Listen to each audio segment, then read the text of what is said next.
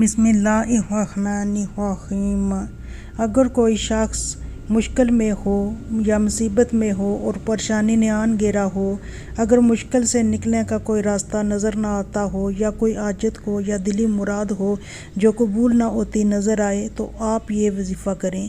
اس وظیفے کے کرنے سے وہ حاجت انشاء اللہ تعالیٰ پوری ہو جائے گی، اور اگر مصیبت یا پریشانی ہے تو وہ دور ہو جائے گی۔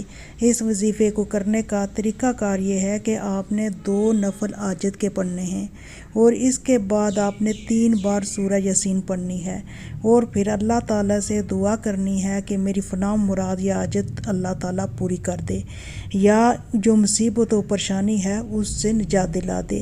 آپ یہ وظیفہ ایک ہی بار اور ایک ہی دن میں کریں۔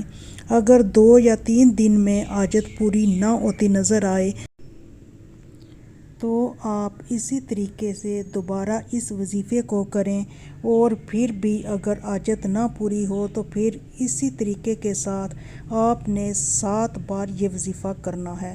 7 دن ہوں گے اور 7 بار کریں گے، لیکن ہر بار ایک بار دن میں کرنے سے کے بعد آپ نے 3 یا 4 دن انتظار کرنا ہے کہ اللہ تعالیٰ آپ کی حاجت کو پورا کر دے۔ اگر نہ پوری ہو تو پھر آپ اسے دوبارہ کریں، تو انشاء اللہ تعالیٰ آپ کی حاجت ضرور پوری ہو جائے گی۔ ہر بار کرنے کے بعد آپ نے کچھ دن انتظار کرنا ہے۔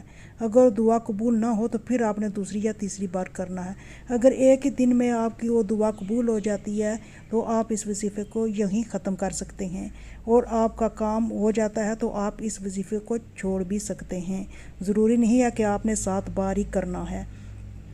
آپ نے ایک دن کرنا ہے اور پھر آپ نے 3-4 دن انتظار کرنا ہے، پھر آپ نے ایک دن کرنا ہے، اسی طرح آپ نے 7 بار کرنا ہے۔